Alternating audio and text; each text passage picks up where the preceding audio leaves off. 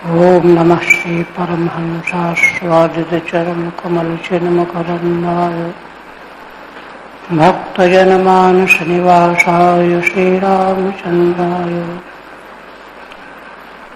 वागीशायस्य वदने लक्ष्मीर्यस्य च वक्षसि यस्यास्ते हृदये संवित्तं सिंहमहं भजे। विश्वसर्गविसर्गादि नवलक्षणलक्षितं श्रीकृष्णाख्यं परं धाम जगद्धाम नमाम तत्।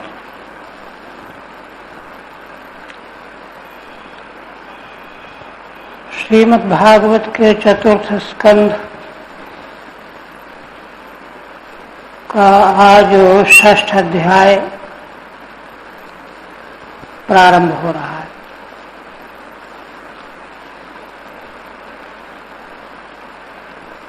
देवी सती और दक्ष से संबंधित यह प्रकरण 6 अध्याय का है। 4 अध्याय उसके पूर्व हुए, 2 अध्याय रहे। पिछले प्रसंग में दक्ष का यज्ञ विध्वंस हुआ,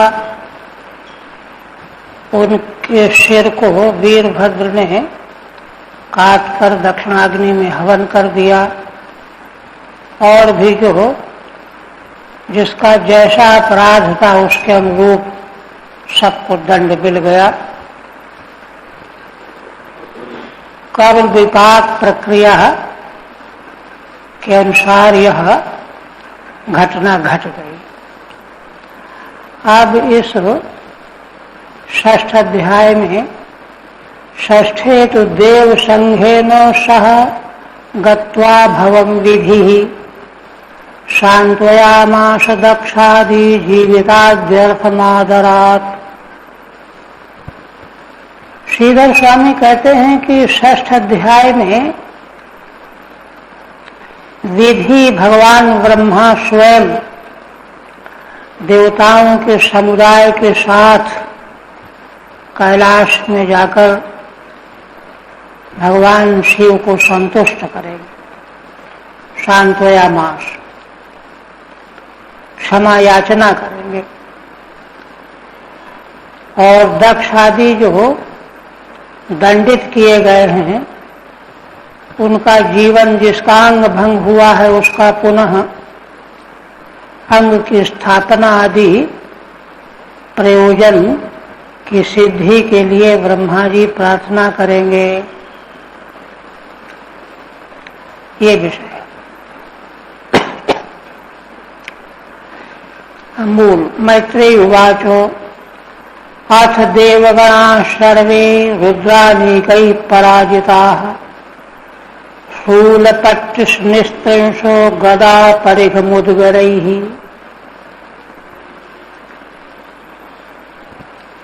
माने पूर्व घटना के अनंतर, अथ शब्द अनंतर अर्थ को कहने वाला है।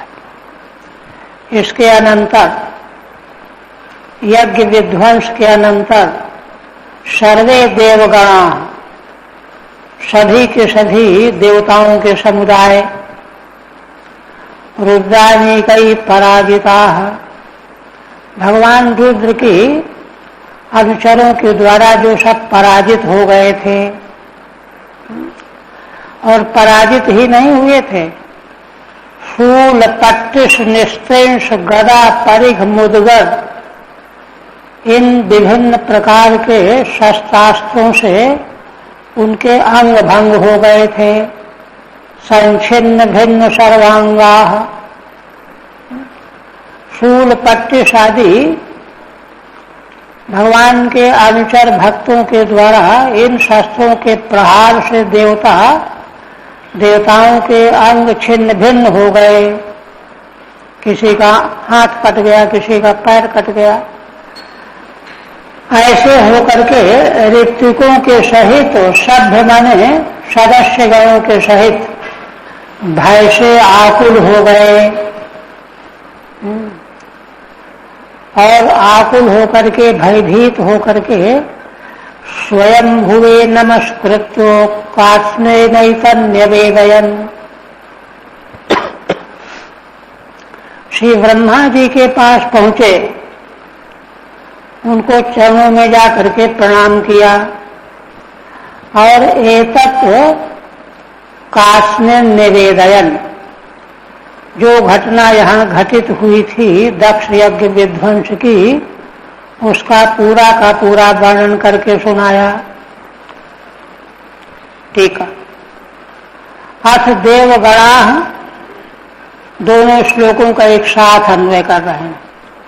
अथ देवगणाः स्वयं भुवे निवेदयन्निति द्वितीयेन अन्वयः।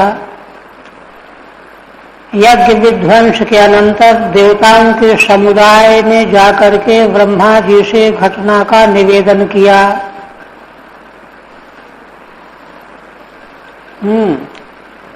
दूसरे श्लोक का शूलादिभिः संच्छिन्नानि त्रुटितानि भिन्नानि विदीर्णानि अंगानि येषाम्।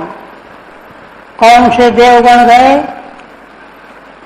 भगवान रुद्र के अनुचरों के अस्त्र शस्त्रों से, शूलादिकों से जिनके अंग छिन्न भिन्न हो गए हैं, टूट टाट गए हैं, विदीर्ण हो गए हैं, वे देवगण। सह ऋत्विक भी, यज्ञ में ऋत्विक का काम करने वाले ब्राह्मण, मांत्रिक, सभ्यैश्च और सभासद, सब के सब एक साथ ब्रह्मा जी को जाकर के घटना का ब्यौरा बताया। आप देखिए, उपलब्धि पुरैवैतद् भगवान् नब्ज संभवः नारायणश्च विश्वात्मा न कस्याध्वरमीयतुः। मैत्रेय जी रहस्य बता रहे हैं। पहले कह रहे हैं कि भगवान आद्य संभव ब्रह्मा जी को इसकी संभावना पहले ही हो गई थी। पुरैव एतत्, भगवान आद्य संभव उपलब्ध, इस घटना घटने के पूर्व में ही भगवान के नाभि कमल से जिनका प्राकट्य हुआ है, उन ब्रह्मा जी ने जान लिया था।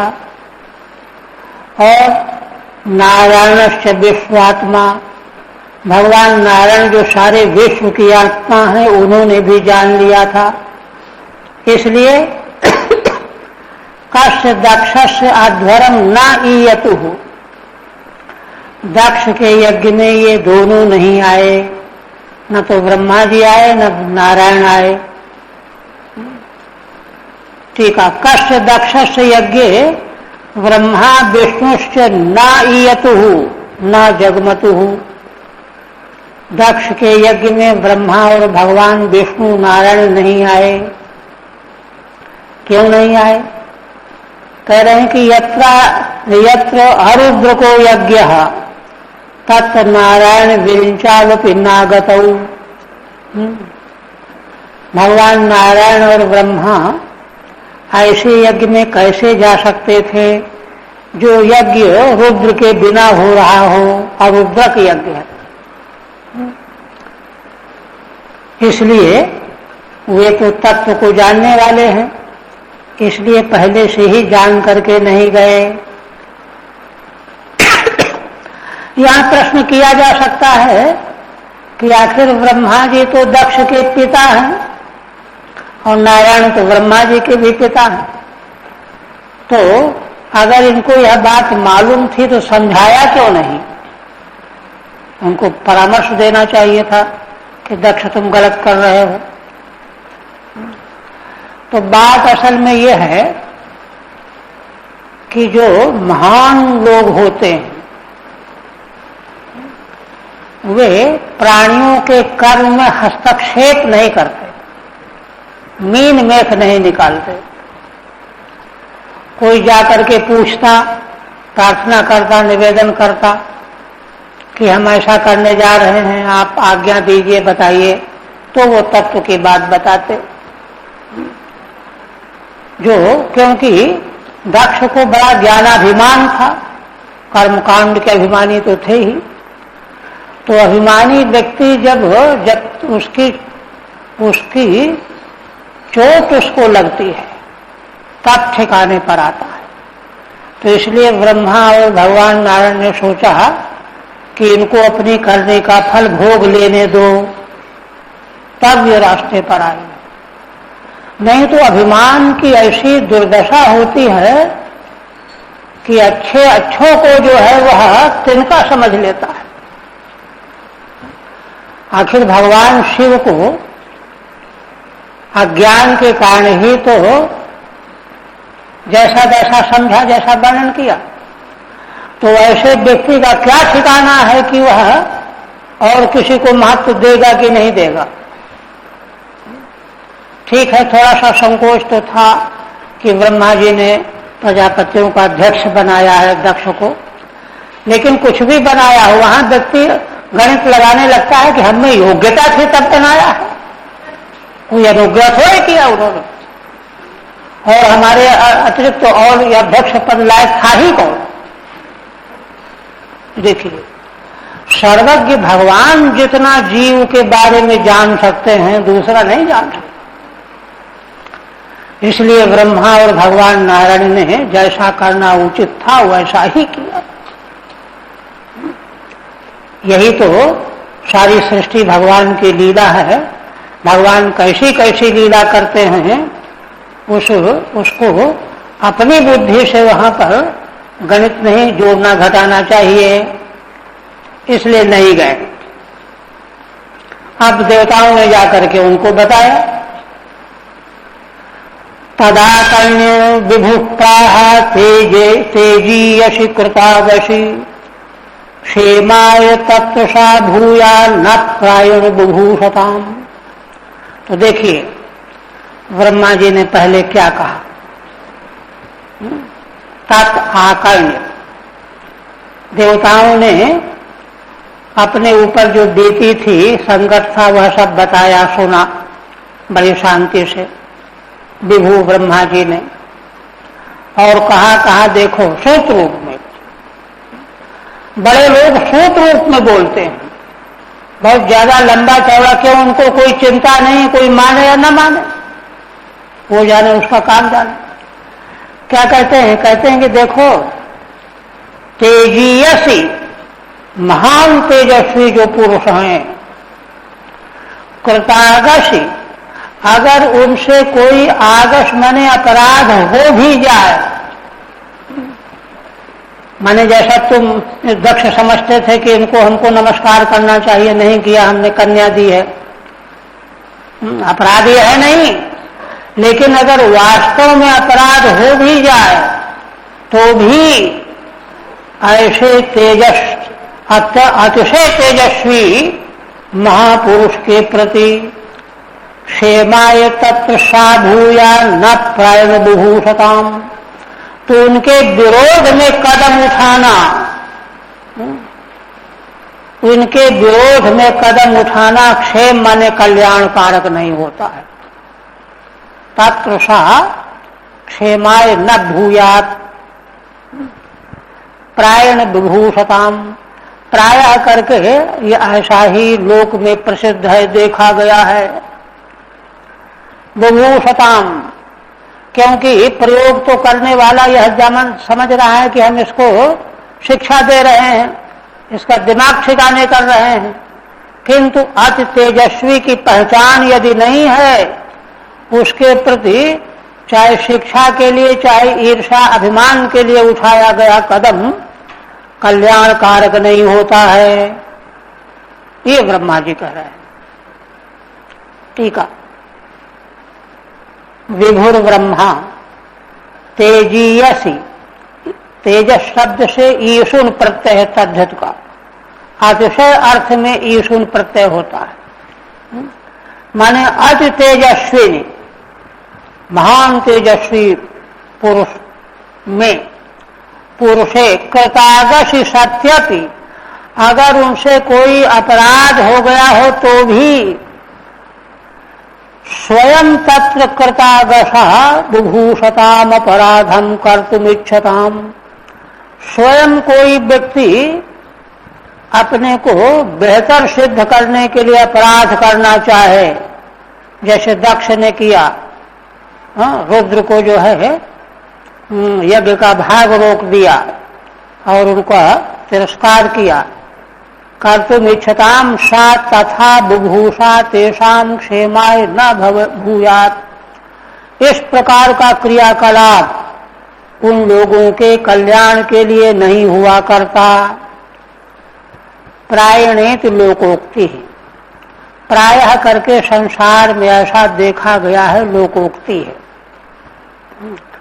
शास्त्र उक्ति तो अपनी जगह पर अकाट्य है ही, वो तो कर्म विभाग का प्रक्रिया है जो है वो तो लागू ही होगी, किंतु उसको जो नहीं समझते हैं, लौकिक बुद्धि के द्वारा निर्णय लेते हैं, तो लोक में भी उक्ति है कि महान तेजस्वी के प्रति ईर्ष्यावशात किसी प्रकार का विपरीत कदम उठाना कल्याण कारक नहीं हुआ करता। न भवे देवेत्यर्थः, एक वाक्य में श्रुत रूप में ब्रह्मा जी ने पहले ये कहा। किंतु अब ये देवता तो इसलिए आए थे कि ब्रह्मा हम सबके पिता हैं। देखो, अपराध भी हो गया हो तो पिता के सामने कबूल कर लेने पर, उसको स्वीकार कर लेने पर, वे जो जैसा कहें वैसा करने पर कल्याण होता है प्राणी का। इसलिए देवता लोग आए थे, ये तो भयभीत थे। इन देवताओं ने तो कोई अपराध अपनी तरफ से नहीं किया था, सम्मिलित थे उसमें, अंग भंग हो गए। किंतु देखिए, अब ब्रह्मा जी जान गए कि ये बेचारे किस लिए आए हैं, तो कहते हैं अथापि यूयम कृत किल विषा भवम ये बर्हिषो भाग भाजम परादुहु। एक बात और कहते हैं, ये तो पहले सूत्र रूप में बात कही गई कि महान तेजस्वी पुरुष के द्वारा कोई अपराध भी हो गया हो, लेकिन यहां तो बात उल्टी है, अपराधी तुम लोग हो, भगवान शिव में तो कोई अपराध है ही नहीं, उल्टी बात। अथापि यूयम कृत किल विषा भवम, तुम लोगों ने स्वयं भगवान शिव के प्रति अपराध किया है, पाप किया है। उनको यज्ञ भाग से वंचित करना अपराध है ना। ये बर्हिषो भाग भाजम परादुहु, देवताओं ने कान लगा करके सुनना चाहा कि क्या अपराध किया है भगवान हमने। कहा कि भाई, जिन लोगों ने भगवान शिव को यज्ञ के भाग से अलग कर दिया, पृथक कर दिया, ये अपराध किया है। अब भले ये जो चोट खाए हुए हैं इन लोगों का, उसमें गलती ज्यादा न हो, लेकिन सबके साथ में सम्मिलित तो है। किंतु आप समझो बात, प्रसादयध्वम परिशुद्ध चेतसा क्षिप्र प्रसादम प्रगृहीतांघि पद्मम। ब्रह्मा जी सारे लोक के पितामह, इसलिए कहते हैं कि पुत्रो वत्सो, परिशुद्ध चित्त से अभी कुछ बिगड़ा नहीं है, तुम सब लोग भगवान शिव को प्रसन्न करो, क्षमा याचना करो, है ना। क्षिप्र प्रसादम, क्योंकि मैं जानता हूं कि भगवान शिव इतनी जल्दी प्रसन्न हो जाते हैं, कोई देवता इतनी जल्दी प्रसन्न नहीं होता। क्षिप्र प्रसाद, प्रगृहीतांघ्रि पद्मम, जाओ उनके चरण कमलों को पकड़ लो और अपने अपराध को क्षमा के लिए क्षमा याचना करो, शुद्ध चित्त से। शर्त यही है कि चित्त शुद्ध होना चाहिए, नाटक करने से नहीं होगा, पर शुद्ध चेतसा। इसीलिए उसको लगा दिया। अब तुमको दुख पड़ा है तो तुम ऊपर ऊपर से दिखावा करो, सो नहीं होगा। ठीक है। अथापि प्रसादयध्वम क्षमापयत, श्री ब्रह्मा जी दूसरे वाक्य में कहते हैं कि फिर भी देवताओं तुम डरो नहीं, भगवान शिव से क्षमा याचना करो, यद्यपि देखो अपराध तुम लोगों का है, ये भवंतो बर्हिषो यज्ञ से भाग भाजम परादुहु, जिन आप देवताओं ने यज्ञ के भाग से उनको वंचित कर दिया, छींक दिया, अलग कर दिया, दूरादेव खंडितवंतः, दूर से उनको दिया ही न जाए, किंतु फिर भी तुम प्रसन्न करोगे तो भगवान प्रसन्न हो जाएंगे। प्रगृहीतांघ्रि पद्मम पादौ प्रगृह्येत्यर्थः, उनके चरणों को पकड़ लो जाओ और प्रार्थना करो हमसे भूल हो गई, क्षमा कर दीजिए, वो प्रसन्न हो जाएंगे। आशासाना जीवित मध्वरस्यो लोकः सपालः कुपिते न यस्मिन् तमाशु देवं प्रेया विहीनम क्षमापयध्वं हृदविद्धं दुरुक्तैः। अब ब्रह्मा जी देखिए सारे लोक के पितामह हैं, तो उन्होंने सोचा कि ये कम बुद्धि के तो हैं ही, हाँ? इनमें कई लोग सोचने लगे कि अरे अब जो हम क्षमा याचना करें, ये करें, वो करें, इसलिए उनको एक दृष्टि दे रहे हैं कि देखो ये क्षमा याचना तुम्हारी द्वारा जो की जाएगी इससे लोक कल्याण हो। क्यों, कैसे? आशासाना जीवित मध्वरस्यो, अध्वरस जीवितम आशासाना, तुम लोगों को दूरदर्शी बनकर के यह प्रयत्न करना चाहिए कि यज्ञ जीवित हो जाए, यज्ञ का नाश न हो, क्योंकि यज्ञ के अधीन लोकपालों की रक्षा है। लोकः सपालः कुपिते न यस्मिन्, कहीं ऐसा न हो कि भगवान शिव कुपित होकर के लोक और लोकपालों का नाश कर डालें, प्रलय कर दें। इसलिए बचे हुए लोक की रक्षा करने के लिए, लोकपालों की रक्षा करने के लिए यज्ञ का पुनर्जीवित होना आवश्यक है, और वह तभी होगा जब भगवान शिव प्रसन्न होकर के आशीर्वाद देंगे, और कोई उपाय नहीं है। तमाशु देवम प्रिया विहीनम, और देखो एक बात और समझ लो, तुम लोग जल्दी से जल्दी जाओ, भगवान शिव अपनी प्रिया सती देवी से हीन है, तभी तो क्रोध आया उनको। क्षमापयध्वं हृदय विद्धं दुरुक्तैः, उनके हृदय में दक्ष की दुरुक्तियों से तो घायल था ही, लेकिन सहन कर गए हो, किंतु जब भगवती सती का देह त्याग हो गया, उनसे हीन हो गए, तब उनका क्रोध जो है प्रकट हो गया। इसलिए उनका क्षमा याचना के द्वारा शांत किया जाना बहुत आवश्यक है, नहीं समझ लो लोक और लोकपालों का नाश हो सकता है। अध्वरस जीवितम पुनः संधानम प्रार्थयमानाः, संता आप लोग देवता लोग फिर से यज्ञ के जीवित होने की प्रार्थना करो भगवान शिव से। अपना अंग भंग ठीक करने की बात तो गौण है, छोटी है, यज्ञ को जीवित करना है।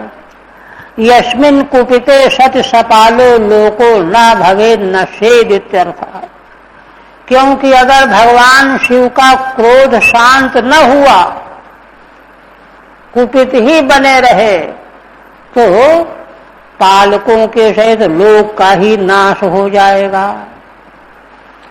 यहां देखिए ब्रह्मा जी के अंतःकरण का एक रहस्य है। ब्रह्मा जी जान रहे हैं कि भगवान शिव ने इनको थोड़ा सा दंड दिया है। जैसे बालक कोई गलती करता है तो कान उसका मरोड़ देते हैं, छोट धीरे तमाचा लगा देते हैं, वैसे ही दंड है। तो इसलिए तुम लोग अगर रास्ते में आ जाओ तो ठीक, नहीं अपना घमंडे लिए बैठे रहे कि अब तो हमने जो कर दिया सो कर दिया, तो ये न समझना कि अब आगे कुछ नहीं होगा, सारे लोगों का नाश हो जाएगा। इसलिए भगवान शिव को प्रसन्न करना क्षमा याचना के द्वारा अनिवार्य है, ये बताया। इसलिए कहते हैं यज्ञ को फिर से पुनर्जीवित करने की प्रार्थना करो। माने ईर्षा और क्रोध का मूल उच्छेद हो जाए। तब देवताओं को बड़ा भय लगा। अरे अब हिम्मत नहीं पड़ रही, तो उनको समझ में आ गया कि लोक पितामह ब्रह्मा जी कह रहे हैं तो बिल्कुल ठीक कह रहे हैं। भगवान शिव को यज्ञ के भाग से हम लोगों ने वंचित करके बहुत बड़ी गलती की, मूर्खता किया है। और उनकी प्रिया ने रुष्ट होकर के प्राण त्याग दिया, इसका भी उनको मलाल है, क्षोभ है। इसलिए वे सब डर रहे थे कि हमारी हिम्मत नहीं पड़ती कि वहां जाकर के हम प्रार्थना करें। तो इसलिए ब्रह्मा जी से चाहते हैं, उनके मन में है कि किसी तरह से यही काम बना दें, कोई चिट्ठी लिख दें या कोई सूचना भेज दें। ऐसा हिम्मत नहीं पड़ रही थी। तो ब्रह्मा जी कहते हैं कि देखो, उनके भीतर की बात को समझ करके ब्रह्मा जी कह रहे हैं, कहते हैं कि देखो, दूसरे किसी उपाय की संभावना वहां है ही नहीं। ये देखिए, जैसे आजकल तो राजनीतिक तंट घंट के जो है अपराध करके भी व्यक्ति चाहे तो बच जाता है, बड़े उपाय रास्ते हैं। किंतु यहाँ कोई दूसरा रास्ता नहीं है। क्यों? ना हम न यज्ञो न जयू ये मन्ने, ये देह भाजो मुनयश्च तत्वम, विदुः प्रमाणम बलवीर्योर्वा, यस्यात्म तंत्रस्य कौपायम विधित्सेत्। ब्रह्मा जी कहते हैं कि देखो देवताओं, भगवान शिव के तत्व को न तो मैं जानता हूं, न यज्ञ ही इंद्र हैं इस समय, और यज्ञ जो है इंद्र के लिए ही किया जाता है। और यज्ञ विष्णु भगवान का भी स्वरूप है, यज्ञ भगवान विष्णु भी है।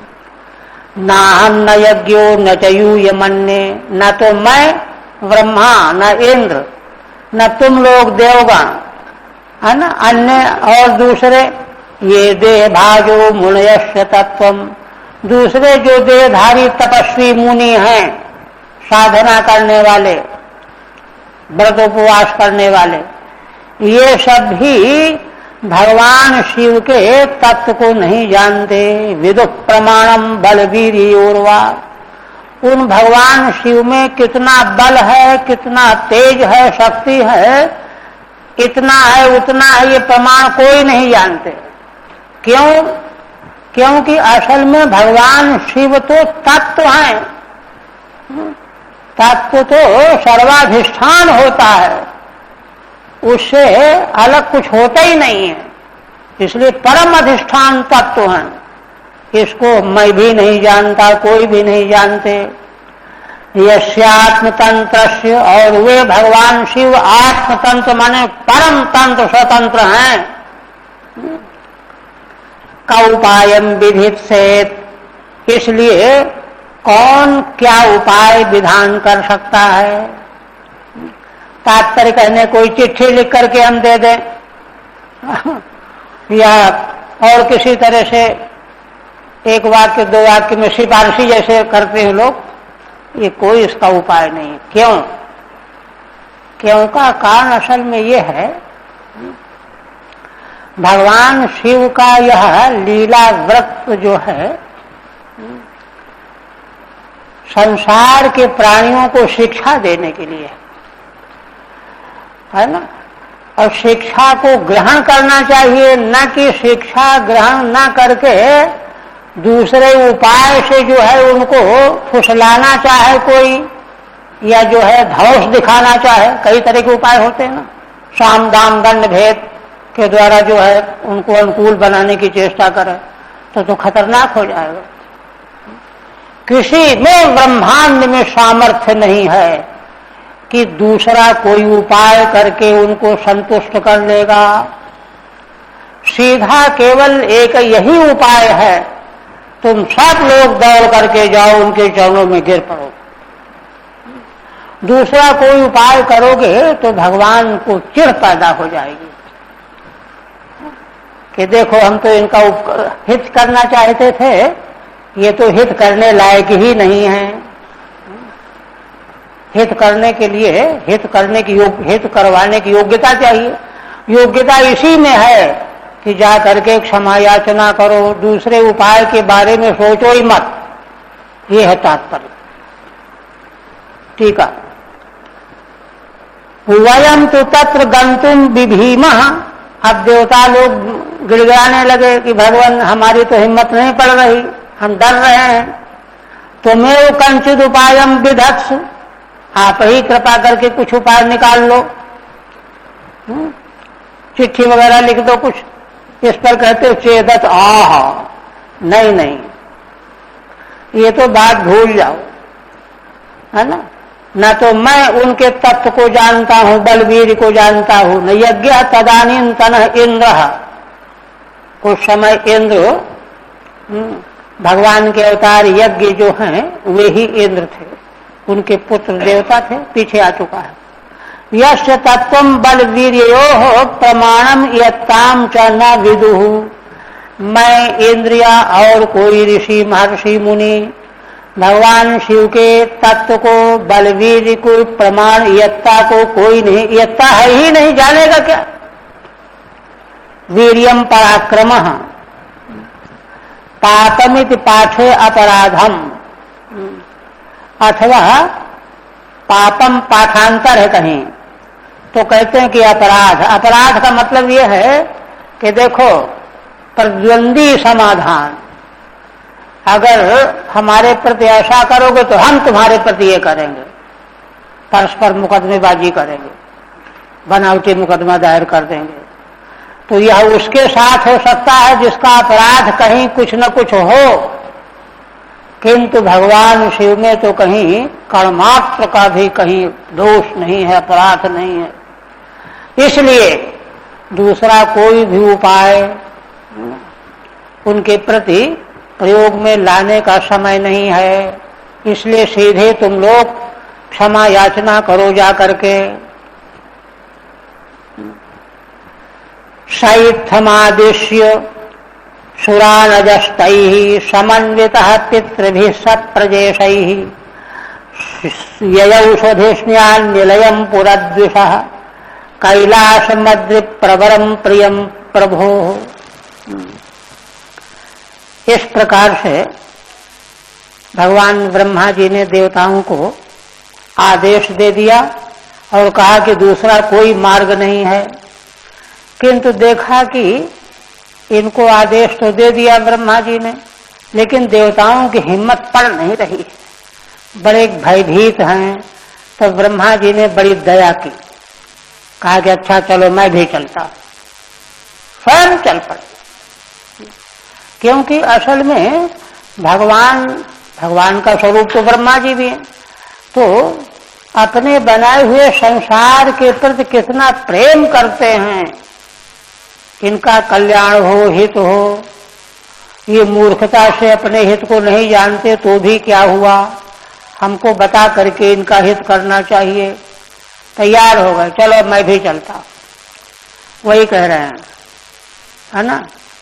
सुरान इत्थम आदेश्य और तय समन्वितः, फिर उन सभी देवताओं को, पितरों को, प्रजापतियों को साथ में लेकर के ब्रह्मा जी स्वयं चल पड़े। सह ययौ, वही चल पड़े। स्वधिष्ण्यान् निलयम पुरद्विषः, अपने ब्रह्मलोक से, ब्रह्मा जी के स्थान से चले। कहाँ के लिए चले? पुरद्विषः कैलाश मध्य प्रवरम प्रियम प्रभो। भगवान शिव तो कैलाश पर्वत पर रहते हैं, जो सभी पर्वतों में प्रवर है। कैलाश अद्वित प्रवर है, भगवान को वह बहुत प्रिय है। प्रभो प्रियम कैलाशम अद्वित प्रवरम, पर्वतों में प्रवर कैलाश, भगवान शिव को निवास के लिए बहुत प्रिय है। प्रसन्न होकर के उस स्थान को चयन किया है, शिव जी ने वहीं चल पड़े। टीका नहीं। अब कैलाश जो भगवान शिव की भूमि है, निवास भूमि है, उसका वर्णन करने जा रहे हैं विस्तार से।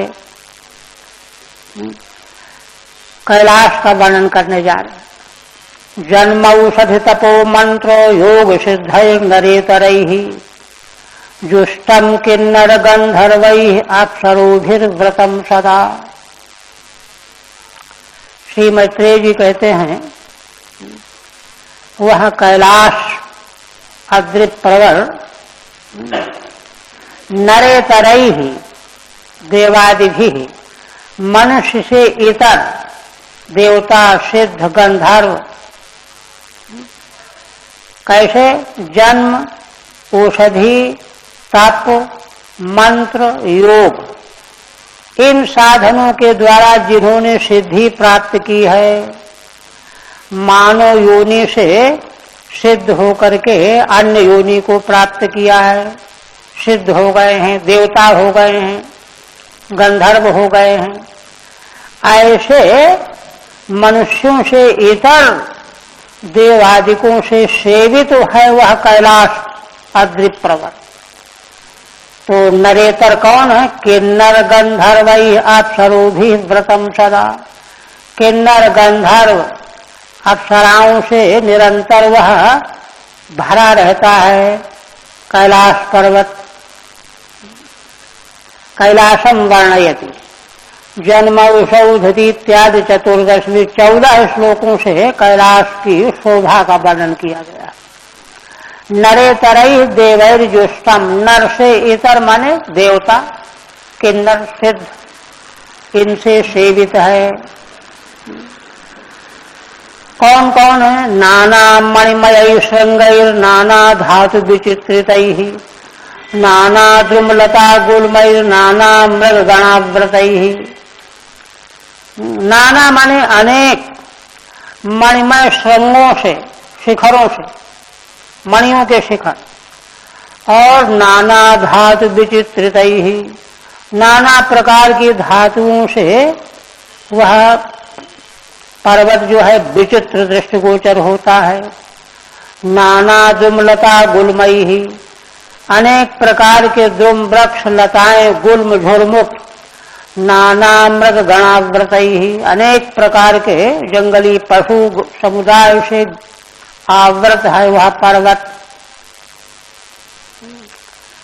श्रृंगैः रमणम रतिप्रदम, आगे अन्वय है, मूल ले लेते हैं पहले। नाना मलप्रश्रमणैः नाना कंदर्शानुभिः रमणम विहरन्तीनां रमणैः सिद्धयोषिताम्। नाना अमल प्रश्रमणैः, अनेक प्रकार के निर्मल झरने। नाना कंदर्शानुभिः, और अनेक प्रकार की कंदराएं। शानु माने उसकी तट। इन सबों से, इन सबों के कारण वह अत्यंत रमणीय प्रतीत होता है। रमणम माने रतिप्रदम। और रमणम विहरन्ती नाम रमणैः सिद्धयोषिताम, है ना। सिद्धों की स्त्रियां अपने अपने पतियों के साथ वहां विहार किया करती हैं। तो इन सबों के द्वारा कंदराओं, सानुओं, वृक्षों और निवास करने वाले देवताओं अप्सराओं के द्वारा वह कैलाश पर्वत बहुत रतिप्रद है। का कहते हैं श्रृंगैः रमणम, शिखरों से बड़ा रमणीय है। रमणम माने रतिप्रदम। इत्युत्तरेण अन्वय, आगे वाले श्लोक में अन्वय है रमणम। कथम भूतैः, किन किन वस्तुओं से? नाना धातुभिर विचित्रितैः, नाना धातुओं से जो चित्र विचित्र प्रतीत होता है। नाना द्रुमलता गुल्माश्चयेषु, और जिस पर्वत पर नाना प्रकार के वृक्ष लताओं के झुरमुट हैं, समुदाय हैं। नाना अमलान प्रश्रवणान येषु, जिसमें नाना प्रकार के झरने बह रहे हैं। नाना कंदरा शानयश्च येषु, अनेकों कंदराएं और शान हैं। शानु माने तलहटियां, जहां बैठा जा सके चबूतरे जैसे। रमणई ही सह क्रीडंती नाम, अपने अपने पतियों के साथ सिद्धों की पत्नियां वहां क्रीड़ा करती रहती हैं। इस सब से वह बहुत ही रतिप्रद है।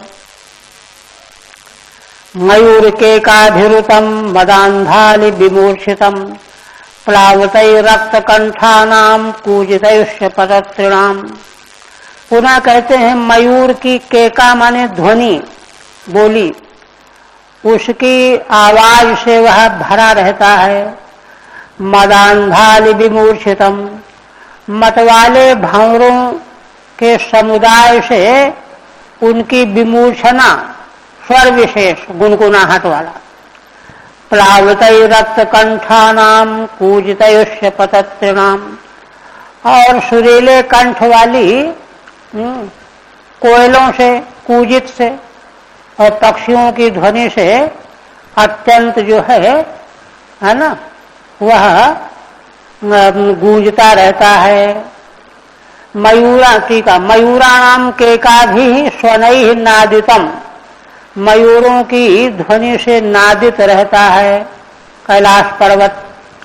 मदांधई अलभी, मतवाले भंवरे, विमूर्छितम मूर्छना राग गत विशेषः, मूर्छना कहते हैं राग की गति विशेष।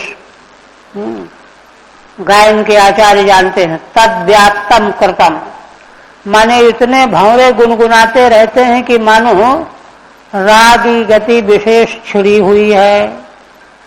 रक्त कंठा नाम कोकिला नाम, मीठी कंठ वाली कोयल की ध्वनिया। प्लावितैः प्लुतत्वम नीतैः स्वरैः अन्येषां च पतत्रिणाम कूजितैः, और भी दूसरे पक्षियों के बड़े तेज आवाज की जो है ना बोली है, स्वर है, कूजन है, इस सब से वह कैलाश पर्वत अत्यंत रमणीय प्रतीत होता है। और कहते हैं आहवयंतमिवोद्धस्तैर द्विजान काम दुघैर्द्रुमैः ब्रजंतमिव मातंगैर घृणंतमिव निर्झरैः।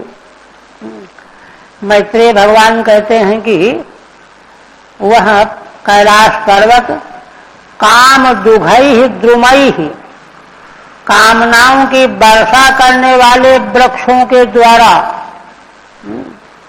ऐसा प्रतीत होता है कि मानो वह पक्षियों को अपने पास बुला रहा है। माने उन वृक्षों के फल फूल इतने आकर्षक हैं कि पक्षी लोग दौड़ दौड़ करके आ रहे हैं, और उसकी शाखाएं इतनी ऊंची हैं कि मानो वह वे वृक्ष की शाखाएं ही इशारा कर करके आओ आओ आओ इस प्रकार से बुला रहे हैं। माने उत्प्रेक्षा है ना, पर्वत जो है वृक्षों की शाखा रूपी अपने हाथों के द्वारा पक्षियों को अपने पास बुला रहा है। पक्षी दौड़ के वहां आ रहे हैं। भजंतमिव मातंगैः, बड़े बड़े विकराल हाथी जब चलते हैं तो धम धम की आवाज होती है। तो उससे ऐसा प्रतीत होता है कि मानो कैलाश चल रहा है। चल तो हाथी रहे हैं पर्वत पर, किंतु उनके चलने से मानो कैलाश पर्वत चल रहा है, धम धम की आवाज हो रही। गणंतमिव निर्झरैः, और कैलाश पर्वत के निर्झर झरने जब कलकल ध्वनि से बहते हैं तो ऐसा लगता है कि वह पर्वत बातचीत कर रहा है, ऐसा लग रहा है। ठीक है। उद्धस्तैः उन्नत शाखैः द्रुमैः, है ना, उन्नत शाखा वाले वृक्षों के द्वारा मानो वह कैलाश पक्षियों को अपनी ओर बुला रहा है, हमारे पास आओ, फल खाओ। आह्वयंत में लोके ही हस्तमुत्क्षिप्य उच्चैः स्वरेण आह्वानम अर्थिनाम कुर्वन्ति। कहते हैं कि संसार में देखा जाता है कि लोग हाथ उठा उठा करके चिल्ला करके कहते हैं अरे इधर आओ। अदृश्योत्थिक उत्क्षिप्त हस्ताकारैहि, उसी प्रकार यह कैलाश पर्वत अपने हस्त के आकार वाले वृक्षों की शाखाओं को ऊंचा करके तत्प्रत्य पक्ष स्वनैश्च, वहां जो पक्षियों की ध्वनि हो रही है, आवाज भी आ रही है, हाथ भी उठे हुए आवाज भी करके बुलाते ना इधर आओ इधर आओ। तथा लक्ष्यते इत्यर्थः, ऐसा लक्षित हो रहा है कि मानो वह कैलाश ही पक्षियों को बुला रहा है। ब्रजद्भिर मातंगैः ब्रजन्तमिव, और जब उस पर हाथी चलते हैं तो उससे मानो कैलाश पर्वत चल रहा है। निर्झर ध्वनिभिर गृणन्तम भासमानमिव, झरनों की ध्वनि जो सुनाई पड़ती है उससे ऐसा लगता है कि मानो भाषण कर रहा है, बात कर रहा है। मंदारै पारिजातश्च सरलैश्चोपशोभितम् तमालै शालतालैश्च कोविदारासनार्जुनैः। पुनः कहते हैं मंदार, पारिजात, सरल वृक्ष, इनसे उपशोभित है वह पर्वत।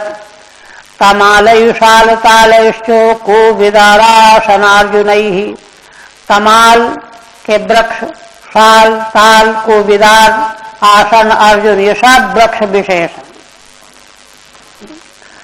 चूतै कदम्बैर्नीपैश्च नागपुन्नाग चंपकैः पाटलाशोक बकुलैः कुंदै कुर्बकैरपि। 50 प्रकार के वृक्ष, चूत माने आम्र, कदम्ब, नीप, नाग, पुन्नाग, केसर, चंपक, पाटल, अशोक, बकुल, कुंद, कुर्बक, इनके वृक्ष हैं वहां। और स्वर्णान शतपत्रैश्च वर रेणुक जाति भी, स्वर्ण के समान जिनके पत्ते फूल हैं, शतपत्र, वर रेणुक जाति भी, श्रेष्ठ जाति वाले पुष्प रखने वाले वृक्ष। और कुब्जकैर मल्लिकाभिश्च माधवीभिश्च मंडितम, कुब्जक, मल्लिका, माधवी, ये सब पुष्प की जातियों वाले वृक्ष हैं। इन सबों से मंडित है वह कैलाश पर्वत।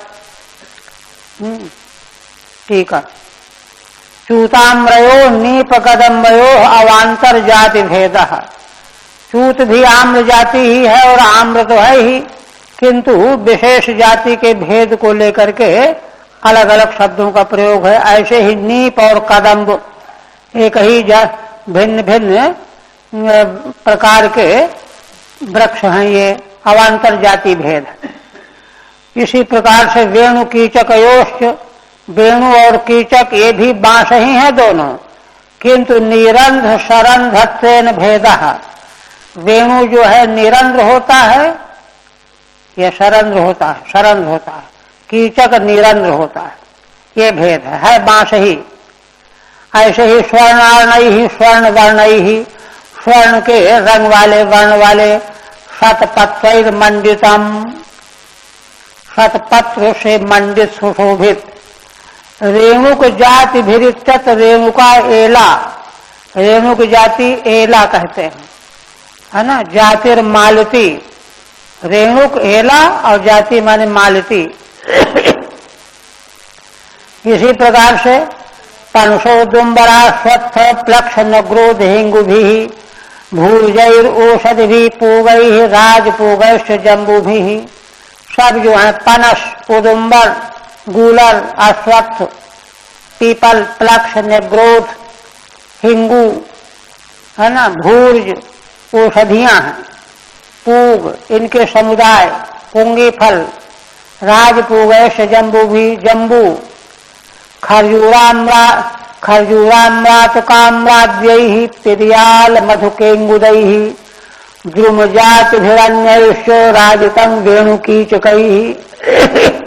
खरजूर है, आम्रातक है, आम्र है, प्रियाल है, कटहल, मधु, महुआ, इंगुर, है ना, ऐसे भिन्न भिन्न जाति के वृक्ष।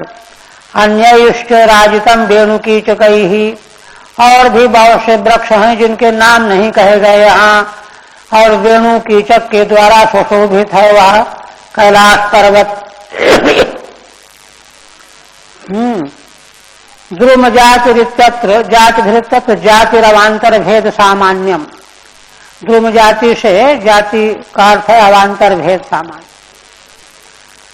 आप कहते हैं कुमुदोत्पल कल्हारो शतपत्र बनर्धि नलिनीषु जलम कूजत खग वृंदोपशोभितम।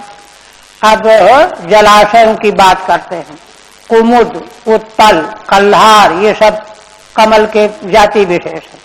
शतपत्र जो वन की शोभा बढ़ाने वाले हैं, इनसे युक्त नलिनियां माने जलाशय पुष्करणियां, और कलम कूजत खगवृंदोपशोभितम कल कल की ध्वनि करती हुई, और वो खगवृंद पक्षी का समुदाय जो अपनी अपनी ध्वनि से गुंजार किए हुए शोभा प्रदान कर रहा है। टीका में कहते हैं कुमुदादि समृद्धि भी, कुमुदादि सब कमल की जातियां हैं भिन्न भिन्न।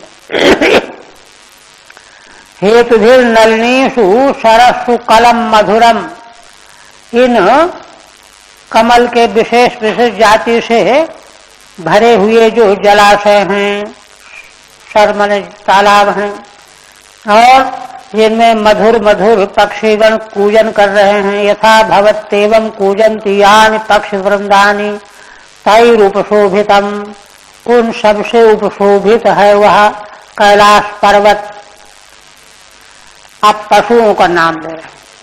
मृगै शाखा मृगै क्रोगैर मृगेन्द्रैर्वृक्ष शल्यकैः गवयै शरभैर्व्याघ्रैरुरुभिर्महिषादिभिः।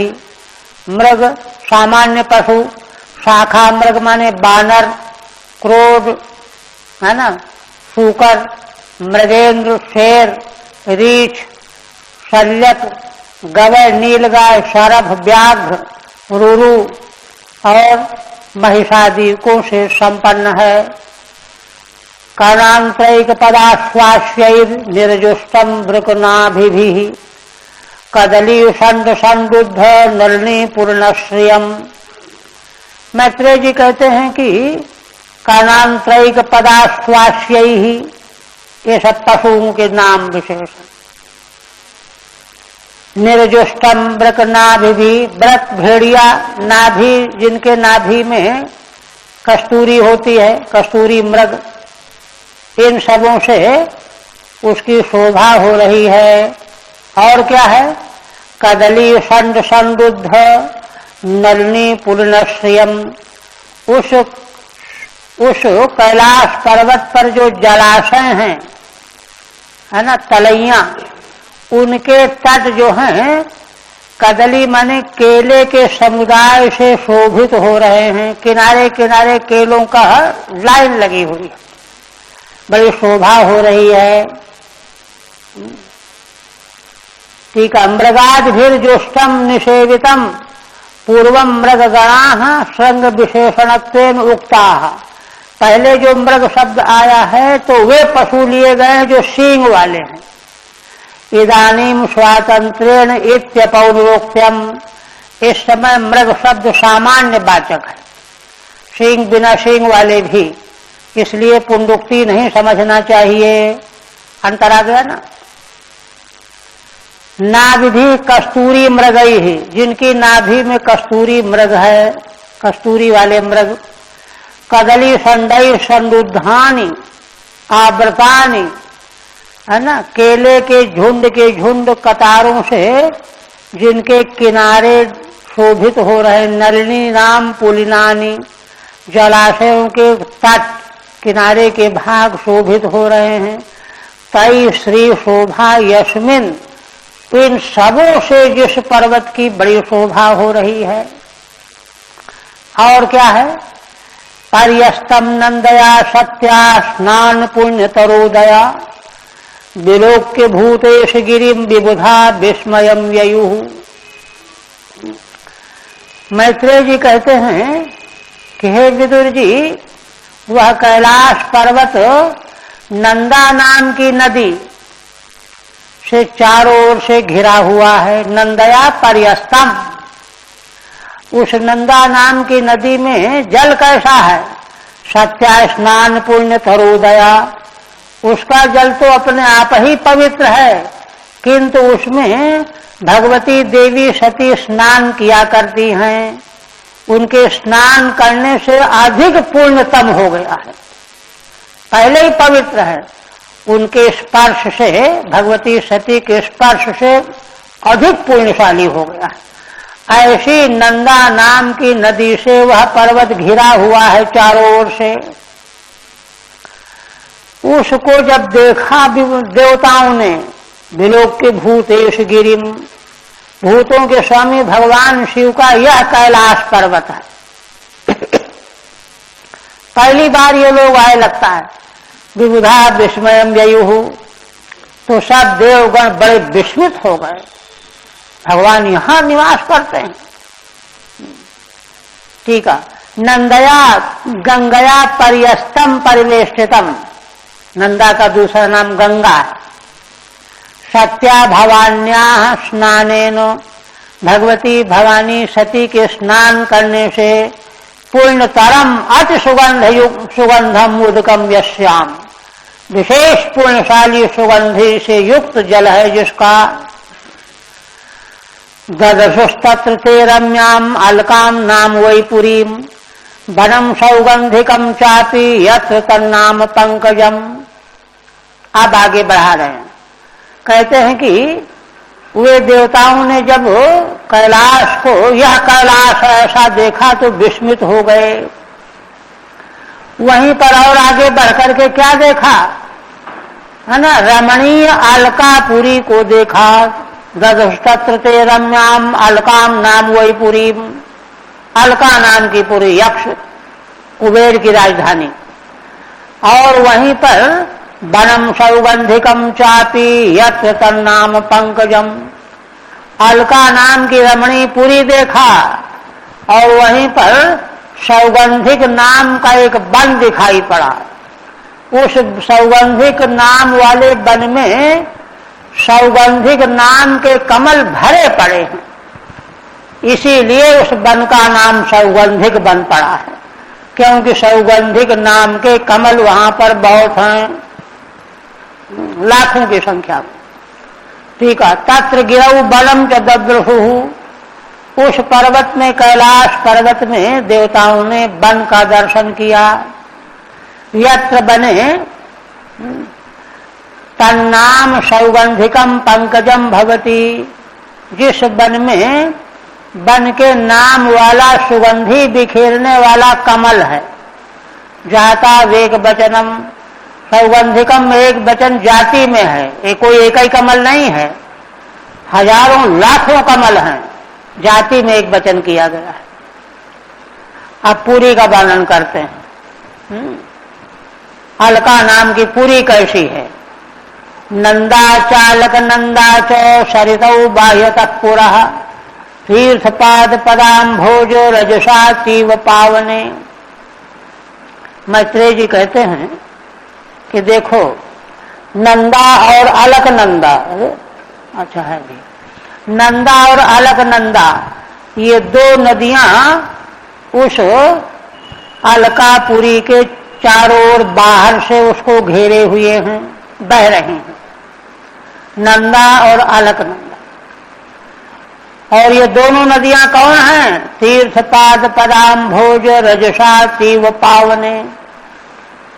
मैत्रेय जी कहते हैं तीर्थपाद कौन? भगवान विष्णु, उनके चरण कमल के धूलि से युक्त होने से ये दोनों नदियां बहुत पवित्र हैं, अतीव पावने। दोनों नदियां, नंदा और अलकनंदा नाम की नदियां भगवान के चरण कमल की धूलि से युक्त होने से बहुत पवित्र हैं। पुरीम वर्णय नंदा चेत चतुर्भि सरितौ पुरात बाह्यतो भवतः। पुरी के बाहर 2 नदियां हैं। तीर्थ पादस्य हरे पादाम्भोजरैषा, भगवान श्री हरि के चरण कमल के धूलि से इनका जल बहुत ही पवित्र है। ययो सुरस्त्रियः क्षप्तः अवरुह्य स्वधेष्ण्यतः, बहुत सुंदर वर्णन है। क्रीडन्ति पुंसः सिंचन्त्यो विगाह्य रतिकर्षिताः। मैत्रेय जी कहते हैं कि हे विदुर जी, इन दोनों नदियों में अपने भवन से आकर के सुरस्त्रियां देवांगनाएं आकर के इन नदियों में स्नान करती हैं, जल क्रीड़ा करती हैं। रति से कर्षित होकर के यहाँ पर आ जाती हैं, स्नान करती हैं, क्रीड़ा करती हैं, पानी उछालती हैं। सिंचन्तो विगाह्य रतिकर्षिता, उनके पतियों के ऊपर भी पानी छिड़कती हैं, सींचती हैं। ययोर विगाह्य प्रविश्य क्रीडंती, जिन दोनों नदियों में देवांगनाएं घुस करके डुबकी लगा करके स्नान करते हैं और जल उलीझने की क्रीड़ा करते हैं। तत् स्नान बिभ्रष्ट नव कुंकुम पिंजरम वित्रशोपि पिबंत्यंभा पावयंतो गजा गजी। और वहां की शोभा देखिए, माने यहाँ सत्व ही सत्व है, राजा और तम का नाम नहीं। उन दोनों नदियों के है ना, तत् स्नान बिभ्रष्ट, देवांगनाएं जब उनमें स्नान करती हैं ना, तो जो अपने अंग में नया कुंकुम लगा करके आती हैं वो धुल जाता है पीला पीला, तो पीला जल उनका पीला हो जाता है। तो हाथी लोग आते हैं, उनको प्यास नहीं रहती, लेकिन देवांगनाओं के स्नान से पीला हुआ जल और सुगंधित जल को बिना प्यास के पीने लगते हैं। वित्रसो पिबंती, अम्बा पिबंती, और अपनी हथनियों को भी पिलाते हैं, तुम भी पियो। गजा गजी पायंतः, स्वयं प्यास न रहने पर भी और पी लेते हैं और पीते हैं और पीते हैं और गजो हथनियों को पिलाते हैं। तारहेम महारत्नो विमानु शतसंकुलम जुष्टाम पूर्ण जन स्त्रीभिर यथाखम शतदिद्वनम तदिद्घनम। और कहते हैं कि विदुर जी उस पुरी में तार माने चांदी के, हेम माने सोने के, और महारत्नों से सुशोभित विमान भवन, सैकड़ों की संख्या में जिससे संकुल है वह पुरी घिरी हुई है। जो स्थान पूर्ण जन स्त्री भी, और उस पुरी में, अलकापुरी में पूर्ण जनों की स्त्रियां यक्षिणियां उनसे भरी हुई है। यथा खम सतदिद घनम, जैसे आकाश बिजली और घन माने बादल, इन दोनों से जैसे आकाश की शोभा होती है, ऐसी शोभा अलकापुरी की होती है। उपमा कैसे दी गई है? वह पुरी तो आकाश कल्प है निर्मल, और जो पूर्ण जनों की स्त्रियां हैं वो बिजली के समान हैं, पीत वर्ण की। और घन क्या है? घन है जो है वहां के भवन, सोने और चांदी के। तदिद घनम सतदिद घनम, ठीक है। तारम रूप्यम, चांदी का, और तारा विमय विमाना नाम सतई संकुलाम, सोने चांदी आदि से बने हुए विमानों, सैकड़ों विमानों से संकुल है वह पूरी। तदिद भी स्त्री नाम, बिजलियों से स्त्रियों की उपमा दी गई है। और घनय विमाना नाम, घनों के द्वारा विमानों की उपमा दी गई है। और खेन पुरिया सादृश्यम, आकाश से पुरी का सादृश्य निरूपित किया गया है। हित्वा यक्षेश्वरपुरीं वनं सौगंधिकं च तत् द्रुमयी कामदुगैर्हृद्यं चित्रमाल्यफलच्छदैः। देवता लोग चले जा रहे हैं भगवान का दर्शन करने के लिए। यक्षेश्वर अलकापुरी को छोड़ करके आगे निकल गए और सौगंधिक वन में पहुंच गए। द्रुमयी कामदुगैर्हृद्यम, वह सौगंधिक वन कैसा? कामनाओं को दोहन करने वाले वृक्षों से जो भरा पूरा है, और हृदयम चित्र माल्य फलच्छदैहि, चित्र विचित्र मालाओं और फलों से युक्त से जो बड़ा हृदय माने रमणीय प्रतीत होता है। यक्षेश्वर पुरीम हित्वा अतिक्रम्य, ठीक है, यक्षेश्वर पुरी का अतिक्रमण करके, पार करके, तद वनम च दृष्ट्वा, और वह वन सौगंधिक वन का को देखा।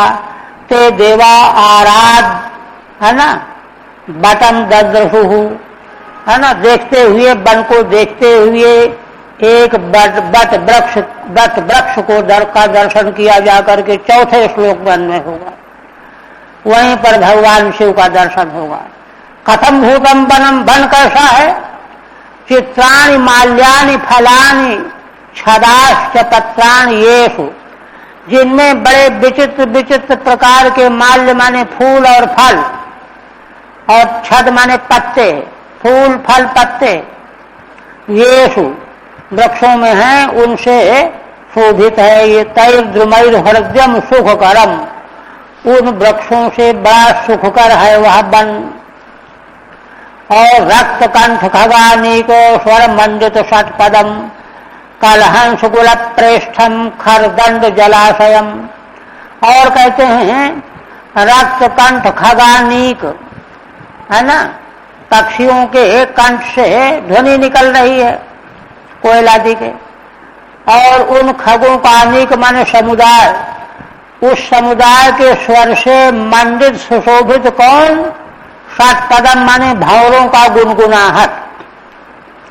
और कलहंस कुल प्रेष्ठम, कलहंसों के कुल माने समुदाय को बहुत प्रिय क्या है? जहां कमल के फूल होते हैं, तो कलहंसों के समुदाय के लिए अत्यंत अतिशय प्रिय कौन? खरदंड माने कमल, कमल से युक्त जलाशय है जिसमें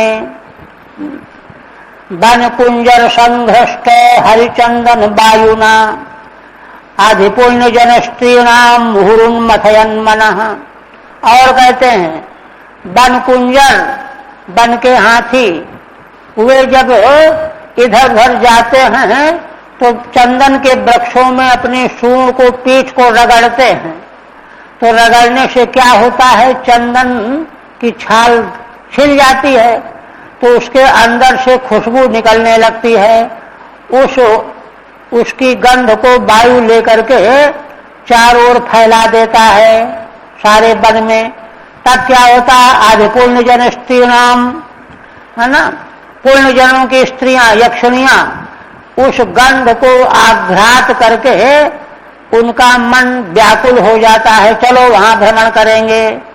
मुह उन्मथयन मनः, उनके मन को बार बार मथ देता है वह गंध से युक्त वायु। और देखिए ठीक, अच्छा, वन कुंजरई ही, यही है ना 29वां। रक्त कंठ खगानाम अनेकस्य, है ना, रक्त कंठ वाले जो खग, कोयल वगैरह, इनके समुदाय का, उनके स्वरों से मंडित षटपदा, षटपद स्वराह यस्मिन, षटपद के स्वर जिसमें मिले हुए हैं भंवरों के। कलहंसा नाम कुल से प्रेष्ठम, कलहंसों के समुदाय के लिए जो बहुत प्रिय है, क्या? कमल के फूल वाला जलाशय। खरदंडानि पद्मानि तैर्युक्ता जलाशया यस्मिन, कमल के फूलों से युक्त जलाशय है जिसमें। और वन कुंजरई संघ्रष्टा ये हरिचंदन द्रुमा, वन के हाथियों से पीठ रगड़ने से जो छाल कट गई है चंदन वृक्षों की, तत्संबंधिना वायुना, उसको छू करके बहने वाली वायु है ना, गंध लेकर के फैलती है। पुण्यजन स्त्रीणाम मन अधिकम उन्मथयत, पुण्यजन जो यक्षिणियां हैं उनके मन को अधिक उन्मथित कर देती है वायु। और वैदूर्यकृत सोपाना वात्य उत्पल मालिनी प्राप्तम किम पुरुषैर दृष्ट्वा ता आराधुर्बतम। देवगण चले जा रहे हैं भगवान शिव का दर्शन करने के लिए। अब यह सब देखते हुए आगे पास पहुंचने वाले हैं। अब कहाँ पहुंच गए? वैदूर्यकृत सोपाना, उसी वन में माने वापियां जलाशय हैं जिनमें कमल और मालिनी के फूल खिले हुए हैं। और वे वापियां कैसी हैं? वैदूर्य मणि से उसकी सीढ़ियां बनी हुई हैं। वैदूर्य मणियों से बनी हुई सीढ़ियों में उतर करके जल लेने के लिए जाना होता है। और कमल मालिनी के फूल खिले हुए हैं, उसको देख रहे हैं देवगण। प्राप्तम किम पुरुषैर दृष्ट्वा, और क्या देख रहे हैं? किम पुरुष जन, उसी जो है वापी के पास आ करके जल में स्नान करते हैं, जल पीते हैं, आनंदित करते हैं, क्रीड़ा करते हैं।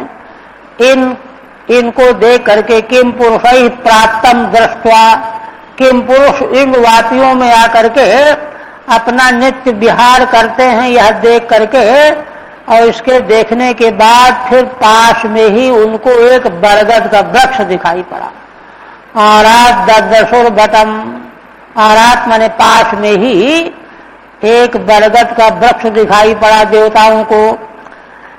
ठीक है। यत्र चोत्पल मालिन्य वाप्य, उत्पल की फूलों से सुशोभित वापियां हैं।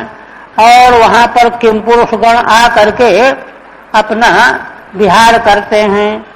उसको प्राप्तम वनम दृष्ट्वा, वहां पर आ करके आगे जब बढ़ते हैं तो पाठांतरे किम पुरुषै प्राप्ता वापीश्च दृष्ट्वा इत्यर्थः।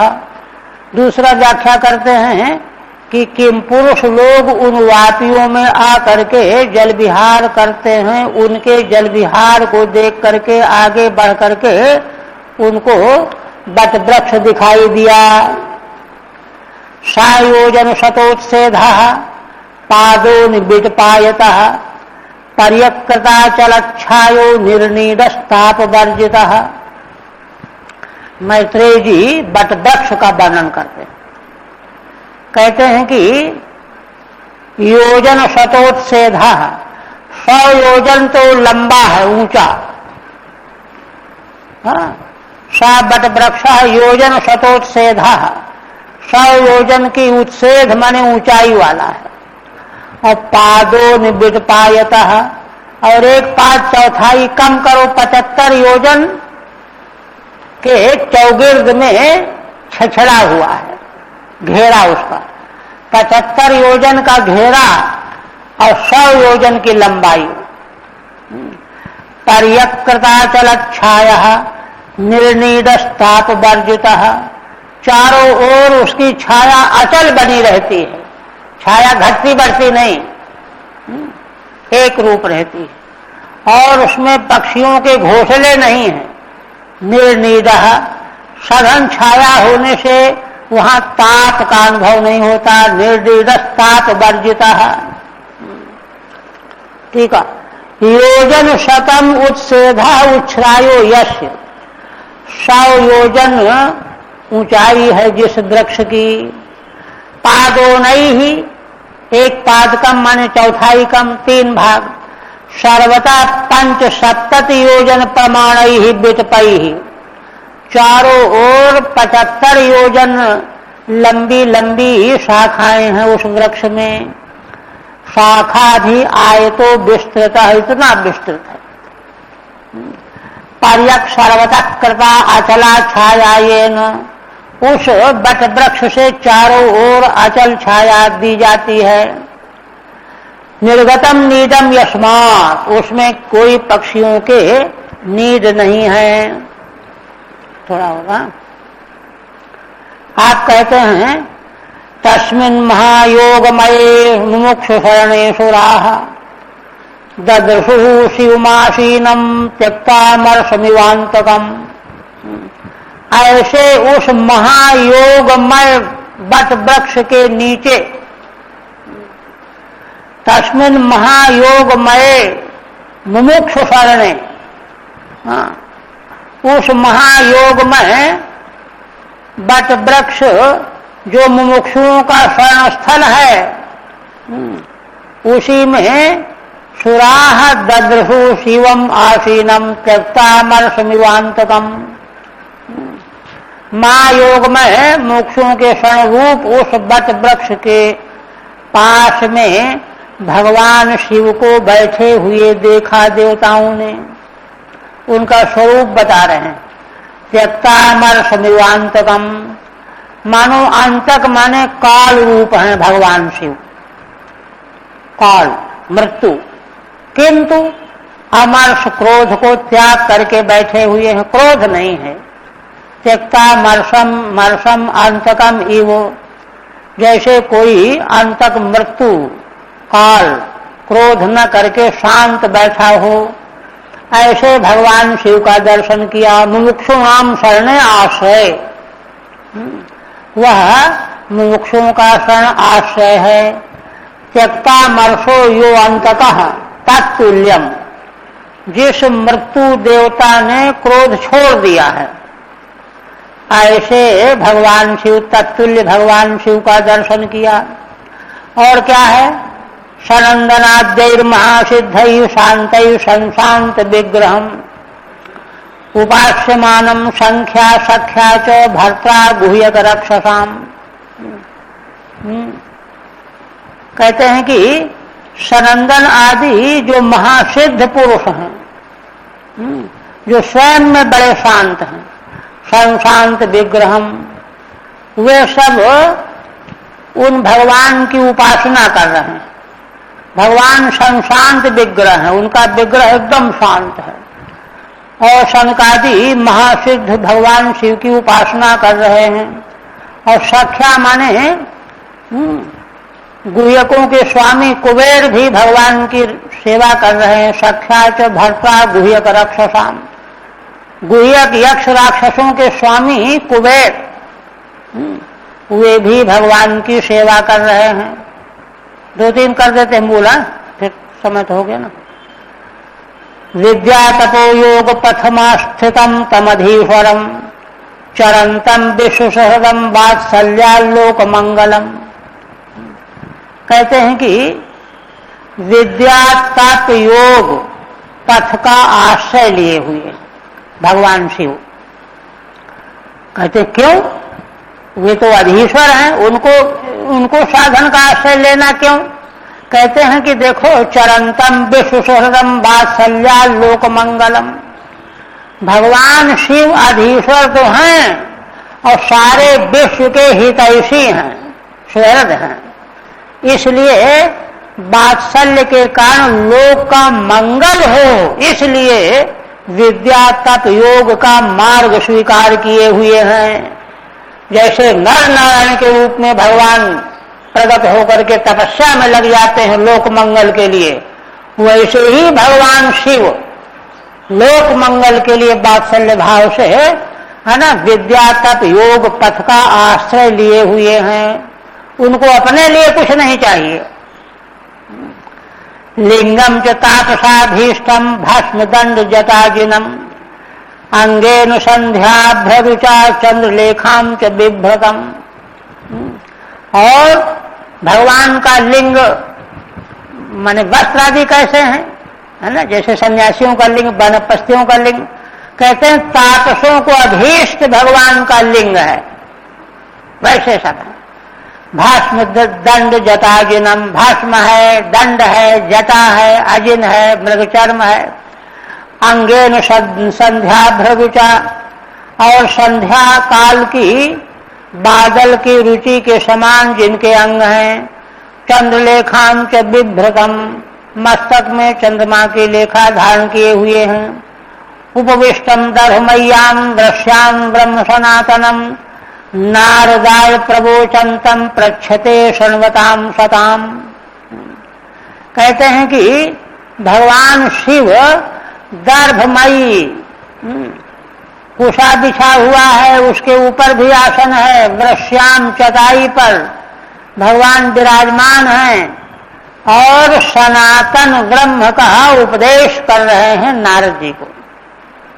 नारद जी श्रोता हैं और सब श्रोता हैं। नारदाय प्रवोचंतम प्रच्छते शृण्वताम सताम, बहुत सारे सत्पुरुष वहां सुन रहे हैं। नारद ने प्रश्न किया सनातन ब्रह्म के संबंध में, भगवान शिव उसका उपदेश कर रहे हैं। यहीं रहने देते हैं।